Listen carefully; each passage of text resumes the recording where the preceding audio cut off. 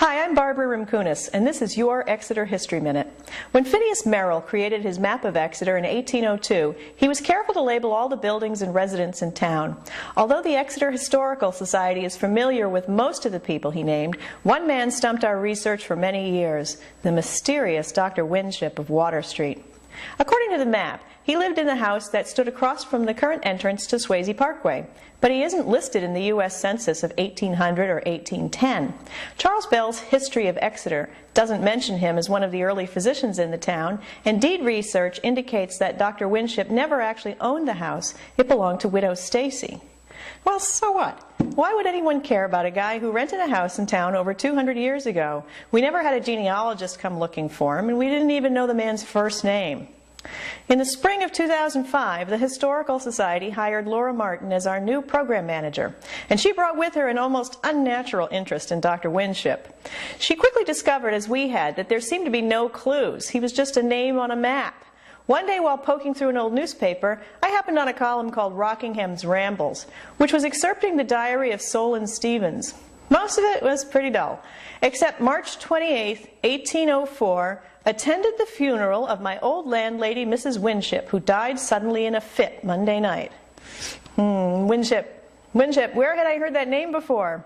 I mentioned the entry to Laura, and it wasn't long before we'd found Mrs. Elizabeth Winship lying peacefully in the old Exeter Cemetery on Winter Street. She was the daughter of Ephraim May of Boston. A quick search of Massachusetts records provided us with her marriage to Dr. Amos Winship in Roxbury in 1784. And Amos Winship turned out to be quite a guy. Variously described as a thief, fraudster, and attempted bigamist, he also served as a surgeon with the American forces during the Revolution at the Battle of Breed's Hill, or Bunker Hill if you're lost in Boston. George Washington even mentions him in a letter to John Hancock, so he was respected by the Americans. He was also admired by the British, because in 1791 he arranged to have the remains of Major John Pitcairn returned to England for interment in the family plot.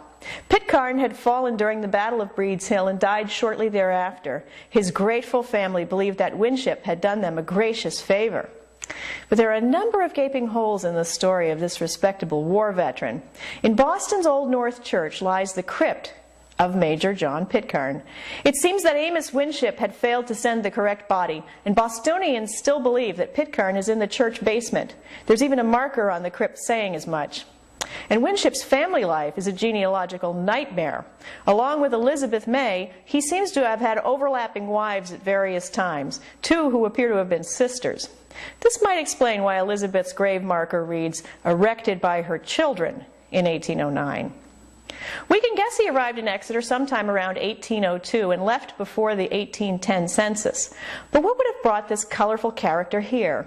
In combing through the available records, we were able to locate two students attending Phillips Exeter Academy during Winship's short stay in town: John Craveth May Winship and Letsome Winship.